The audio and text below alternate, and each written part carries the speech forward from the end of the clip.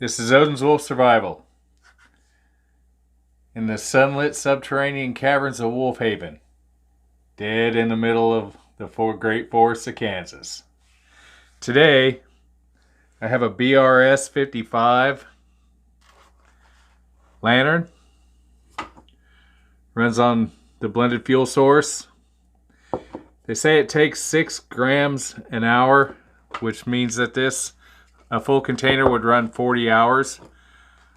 As I understand, a lot of people will take many of these for cooking if they're packing, and they'll use the lightest ones for the lanterns because it has the less draw on it. So you basically burn them completely down to nothing. Which, if you're going to carry it in, you might as well use every bit of it that you can get. Now, the reviews on this thing are mixed, and I fully 100% understand why. This thing, when I first got it, would not work for crap. Nothing. The flame was tiny, tiny, tiny. It had instructions, but in not a language that I could read, as you can see. So I played with it a bit. It made me cuss a lot, to tell you the truth. And see, nothing even approximating English, which is fine because it's a gas lantern. If you play with it a bit, you can figure it out. It came in this hard case, which is a nice thing. It's glass, aluminum, and copper. And this is anodized aluminum. And actually it's brass, probably, the bits. What I ended up having to do was loosen up this and adjust this more open, because with it cranked out all the way, the flame was barely 1/8 of an inch tall. And that was maxed out, everything that it had, and that's all it would get. And I knew that wasn't going to cut it. And then I ended up having to take that retainer out and spun that around once, I think it was. If you play with it just a little bit, you'll figure it out. And it does work good after you mess with it. I don't know. It's poor assembly is what it was. There was no regulation on how many times you turn this in before you set the screw, or how many times you crank this down before you set that, is what it appeared to me. And after you corrected it, it tended to work good. The other thing is you want to make sure that this is seated all the way down on this, otherwise you won't get any gas out of it. And I mean all the way. So, it is what it is. Things don't always 100% work right. You kind of expect them to.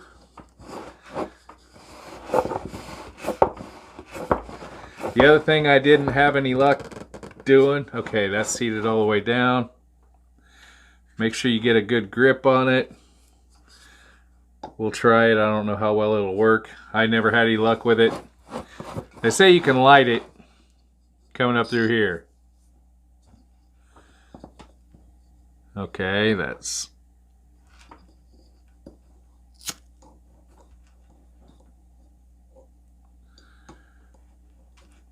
I don't have any luck with that, so...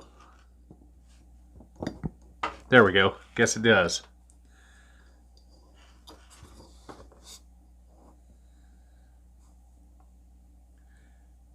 There's the flame. That's maximum. And I think you can probably adjust that a wee little bit by messing with the screws, but that's pretty much in the parameters which I'm assuming it's supposed to run. And this is,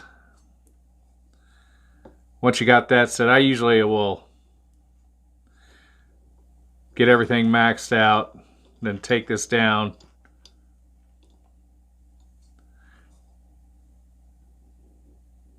And you can control it how you like. You can get a little bitty flame, and that's all the way out. And when I was messing with it, I had it to where it was jetting flames up several inches above the glass, which isn't a good thing.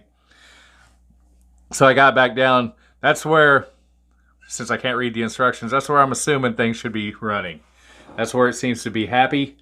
It's not spitting, it's not sputtering, it's doing its thing. Everything's tightened down. Now, I can tell you this, which I shouldn't have to say this, but in today's world, I'm gonna. You're playing with fire. This thing gets hot. It will burn the crap out of you. So when you shut it off, let it cool down before you mess with it. And if you have problems igniting it through here while it's cold, you can pop that glass off because there's just 2 O-rings right there. Light it, and it lights really easy that way, then put the glass back on. But if you mess with it after it's been running for a little bit, I'm telling you, you're going to leave fingerprints on it, and that usually just sucks butt.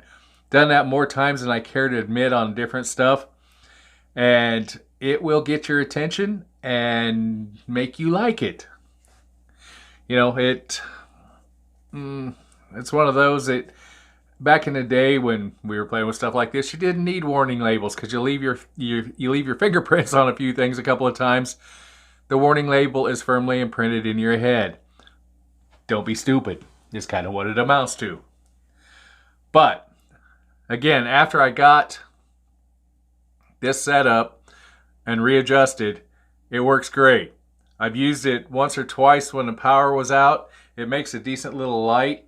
It would work really good in a tent, and actually the heat source in a tent, yeah, you can tell that was hot.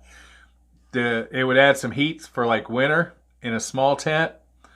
But again, remember, fire, synthetic materials, it could end badly if you're not careful. So again, if you're the sort that has bad luck doing stuff, this might not be the toy for you. But I tend to like it. It worked. These things are readily available right now. I'm not sure the price on the gas canisters. Wally has them. You can order them online. You can get them various sources. I would probably put 3 or 4 back. You can get little stoves that go on it. It could be an emergency thing for you, or for part of your regular kit if you're out hiking, camping, doing your thing. This thing doesn't weigh much. I think they said it's 4 inches tall, 1.5 inches square. So there you go. It's very light. It runs in about $21, $19 to $21, depending on what source you get it from. This is on Amazon. I didn't even try to look up their site because I figured if their instructions didn't even come close to English, I wasn't going to understand their site either. So where I found it was Amazon, and that's where I went to look. Let's see.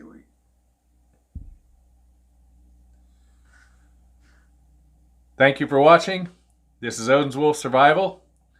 Like, subscribe, and share. It helps me out with YouTube. I appreciate everybody watching, and have a glorious day.